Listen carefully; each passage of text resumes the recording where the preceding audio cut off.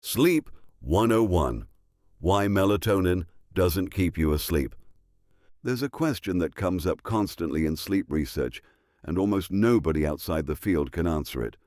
Why do so many people fall asleep just fine and then find themselves fully awake at 3 in the morning, staring at the ceiling, with hours to go before the alarm? It's a strange pattern. It isn't insomnia in the classic sense. These people can fall asleep. Something is waking them back up. For a long time, the standard answer was stress, or screens, or bad sleep habits. Those matter. But they don't explain the timing. They don't explain why it happens at the same hour, night after night, to millions of people who are doing everything they were told to do. The better explanation has to do with a molecule almost nobody talks about. And once you understand it, the whole picture changes, including why melatonin so often disappoints the people who try it. I'll also tell you about one ordinary daily habit that works directly against this molecule. Most people who do it would swear it has nothing to do with their 3 a.m. waking, because it happens 8 or 9 hours earlier. They're wrong, and the mechanism is not subtle once you see it. I'm going to save that for near the end, because it only makes sense after you understand the rest. Let's start. Your body runs sleep on 2 separate systems, not one. The first is the circadian clock. That's the one everyone knows, the 24-hour rhythm that tells your body roughly when it's night. Melatonin is part of that system. Melatonin is a timing signal. It's the body's way of saying the sun is down. The second system is called sleep pressure, and this is the one that actually puts you under. Here's how it works. Every waking second, your brain burns energy. As a byproduct, a molecule called adenosine accumulates in your brain tissue. The longer you're awake, the more it builds. Adenosine binds to receptors that progressively dampen alertness, and that mounting pressure is the physical sensation of getting sleepy.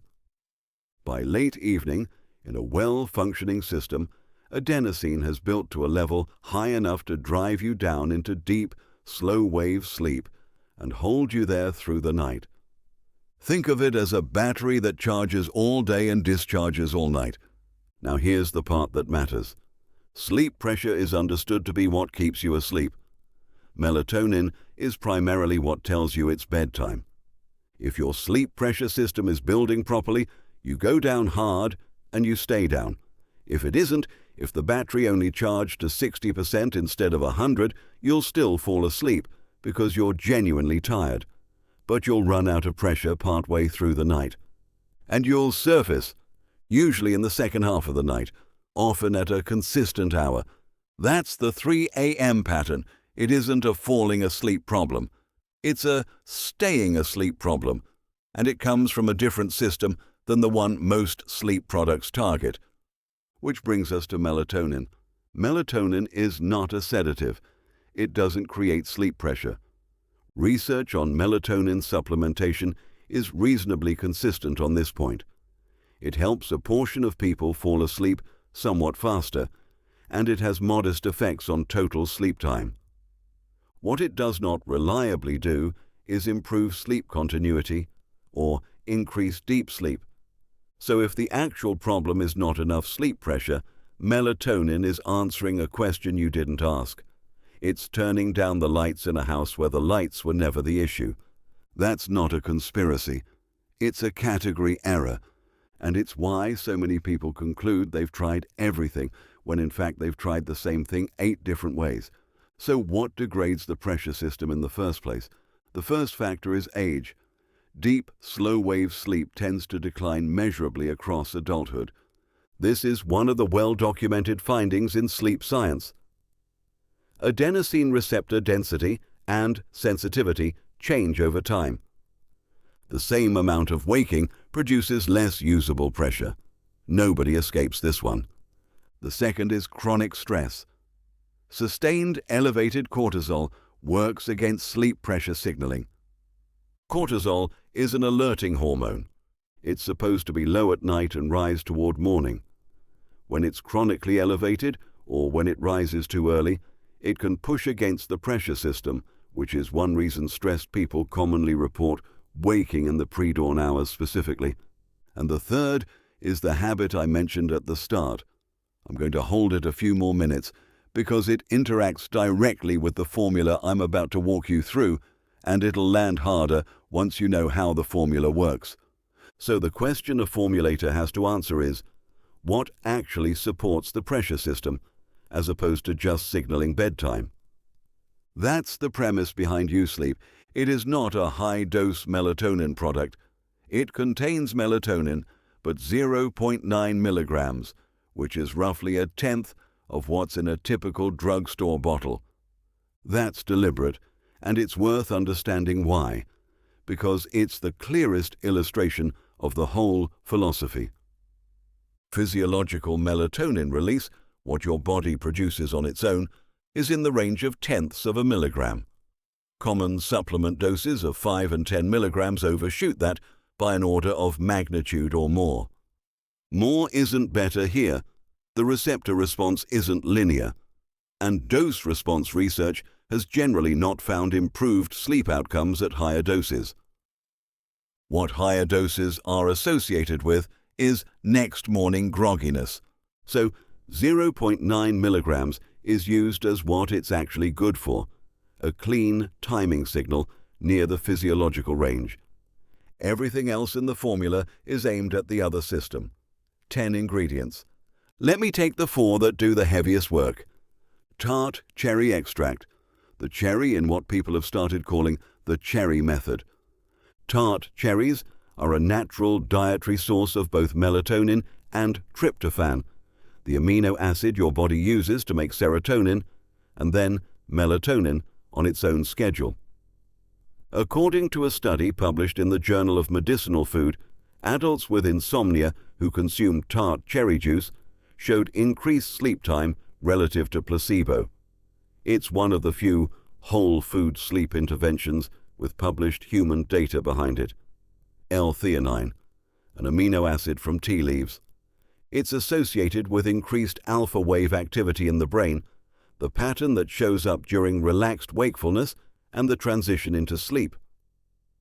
What's notable about theanine is that it's associated with reduced arousal without sedation. It isn't knocking you out, it's lowering the volume on the mental noise. 5-HTP, extracted from Griffonia simplicifolia seed. It's the direct metabolic precursor to serotonin, one step further along than tryptophan. Serotonin is used during the day for mood regulation and converted to melatonin at night. Supplying the precursor supports the body's own production pathway as opposed to replacing its output. And GABA, the primary inhibitory neurotransmitter in the central nervous system. If glutamate is the accelerator, GABA is the brake. Nearly every prescription sleep medication in existence works somewhere on the GABA system, which tells you how central it is to the process of powering down. Now, before I cover the rest of the formula, there's something about the delivery that matters more than any single ingredient in it. When you swallow a capsule, the contents go through stomach acid, then the small intestine, then first-pass metabolism in the liver before anything reaches circulation. Some compounds survive that well, others don't. You can build a flawless formula and lose most of it before it ever reaches your bloodstream. U-Sleep uses a nanoemulsion. The active compounds are reduced to droplets small enough to be absorbed sublingually through the tissue under your tongue, which routes directly into the bloodstream and bypasses first-pass metabolism entirely. This is established pharmaceutical technology, not a novelty. It's why nitroglycerin is given under the tongue. When minutes matter, nobody uses a capsule. Practically, 2 droppers under the tongue, hold for 30 seconds, 30 minutes before bed. It tastes like cherry. Back to the formula. The remaining ingredients are there to support the 4 I just covered. Magnesium glycinate. Magnesium is a cofactor in hundreds of enzymatic reactions, including GABA receptor function. Most magnesium supplements use oxide, which is cheap and poorly absorbed.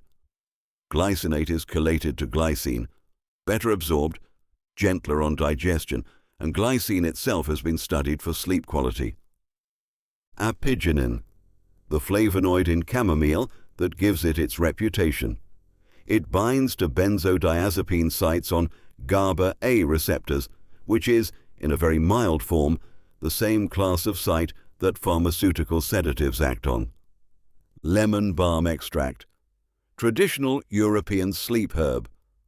Modern interest centers on its relationship to GABA metabolism and its association with reduced stress markers. And bioactive B6 and B2E as pyridoxal 5-phosphate and riboflavin 5-phosphate. These are the coenzyme forms, already converted.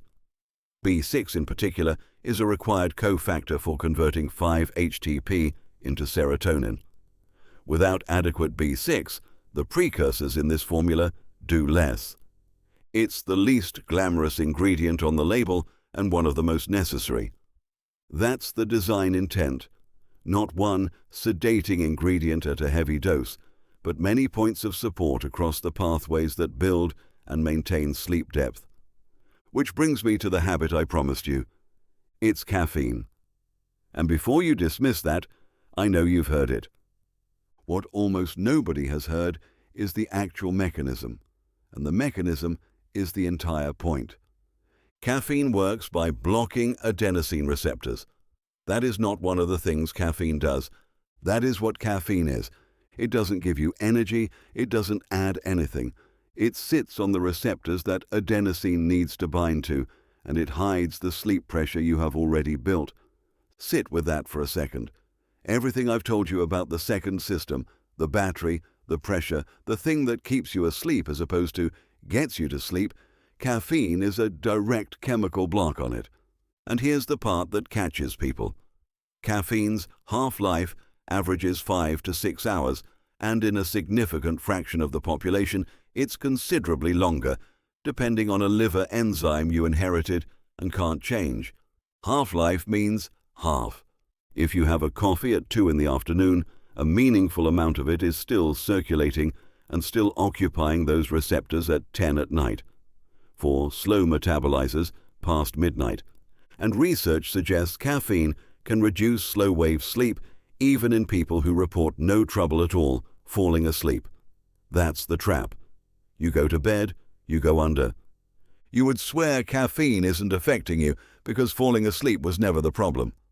The depth just isn't there. The battery discharges early. And you surface at 3.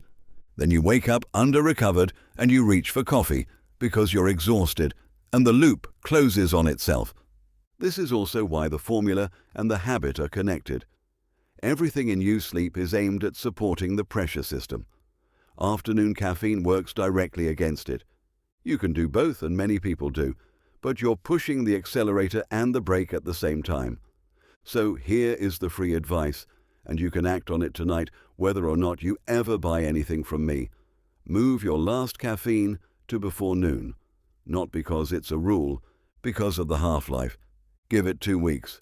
For some people, that alone may help improve the second half of the night.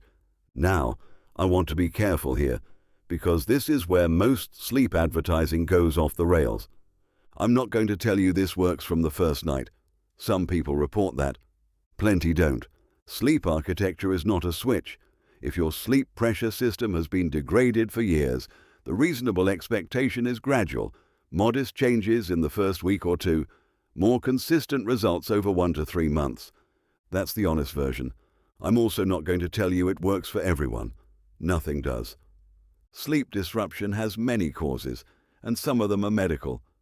If you snore heavily, if you wake gasping, if your partner has noticed you stop breathing, that's a sleep apnea screen, and no supplement addresses it. See a doctor. Same if you're on prescription medication, pregnant, nursing, or taking an SSRI or other serotonergic medication, since 5-HTP interacts with those. Talk to your physician first.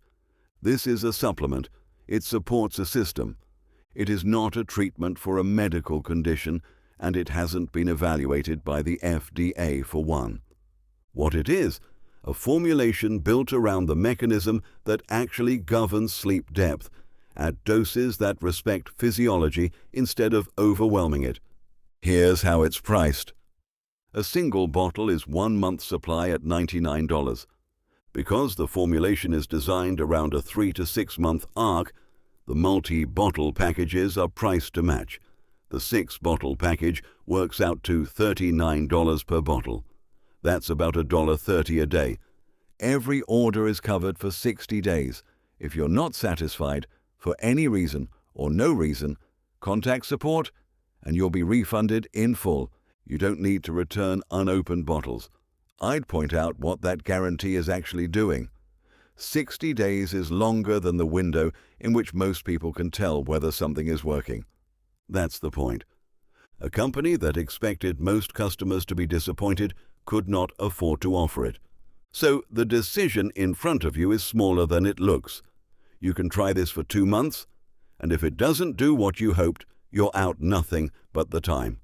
If the 3 AM pattern is familiar, and if what I described about sleep pressure explained something that melatonin never did, the link is below. And whatever you decide, take the mechanism seriously. Protect your sleep pressure. Move the caffeine earlier. Keep your schedule consistent. It matters more than almost anything else you do for your health. Thanks for watching.